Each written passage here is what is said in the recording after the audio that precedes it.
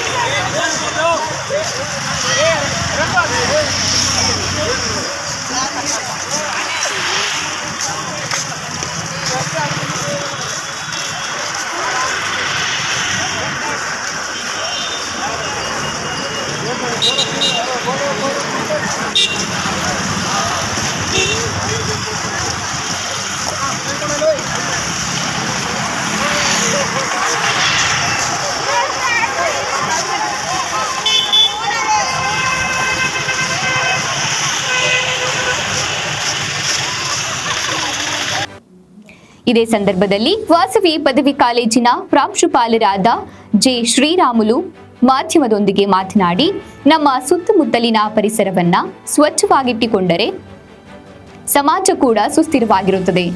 ಅದರ ಜೊತೆಗೆ ನಮ್ಮ ಆರೋಗ್ಯ ಕಾಪಾಡಿಕೊಳ್ಳಲು ಸಾಧ್ಯವಾಗಲಿದೆ.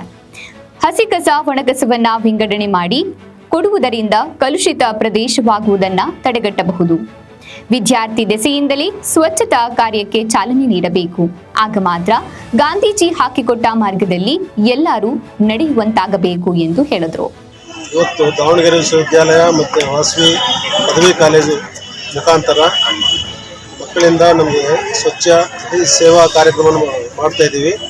ಅಕ್ಟೋಬರ್ 2 ಗಾಂಧಿ ಜಯಂತಿ ಪರವಾಗಿ ನಮ್ಮ ದೇಶಕ್ಕೋಸ್ಕರವಾಗಿ ನಾವೆಲ್ಲರೂ ಈ ಕಾರ್ಯಕ್ರಮವನ್ನು ಮುಂದುವರಿಸಬೇಕು ಅಂತ ಎಲ್ಲರಿಗೆ ವಿನಂತಿ ಮಾಡ್ತಾ ಇದ್ದೀವಿ.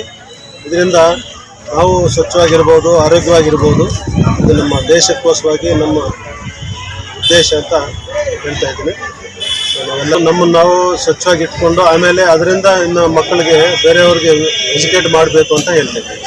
ಮನೆಯಲ್ಲೇನೋ ಆ ಕಸನ್ನು ಅವರು ಗಾಡಿಗೆ ಹಾಕೋದು, ನಮ್ಮ ಮನೆ ಫಸ್ಟ್ ಕ್ಲೀನ್ ಇಟ್ಕೊಂಡು ಆಮೇಲೆ ಹೊರಗಡೆನೂ ಕ್ಲೀನ್ ಇಡೋಂಗೆ ಎಲ್ಲರಿಗೂ ಎಜುಕೇಟ್ ಮಾಡೋದು, ಇದು ಒಂದು ಒಳ್ಳೆ ಅಭ್ಯಾಸ ಆಗಬೇಕು ಅಂತ ಹೇಳ್ತೀವಿ. ಯಾರು ಎಲ್ಲಿನೂ ಹಾಕಬಾರ್ದು. ಅವ್ರವ್ರಿಗೆ ಎಲ್ಲೆಲ್ಲಿ ಡಸ್ಟ್ಬಿನ್ ಇರ್ತದೋ ಅದ್ರ ಪ್ರಕಾರ ಒಣಗಿರೋ ಕಸನ ಮತ್ತು ಹಸಿ ಕಸನ ಡಿವೈಡ್ ಮಾಡಿ ಎಲ್ಲಾದರೂ ಎಲ್ಲಿ ಉಗುಳಬಾರ್ದು. ಎಲ್ಲರೂ ಕ್ಲೀನಾಗಿರಬೇಕು ಅಂತ, ಆರೋಗ್ಯವಾಗಿರಬೇಕು ಅಂತ ಬಯಸ್ತೀವಿ. ತಮ್ಮ ಹೆಸರು? ಶ್ರೀರಾಮುಲು. ಇನ್ನು ವಾಸವಿ ಪದವಿ ಕಾಲೇಜಿನ NSS ಘಟಕ ಅಧಿಕಾರಿ ಪ್ರಭಾಕರ್, ಪದವಿ ಪೂರ್ವ ಕಾಲೇಜಿನ ಪ್ರಾಂಶುಪಾಲರಾದ ಶಿವಾರೆಡ್ಡಿ ಹಾಗೂ ಕಾಲೇಜಿನ 150ಕ್ಕೂ ಹೆಚ್ಚು ವಿದ್ಯಾರ್ಥಿಗಳು ಈ ಸ್ವಚ್ಛತಾ ಕಾರ್ಯದಲ್ಲಿ ಭಾಗಿಯಾಗಿದ್ದರು.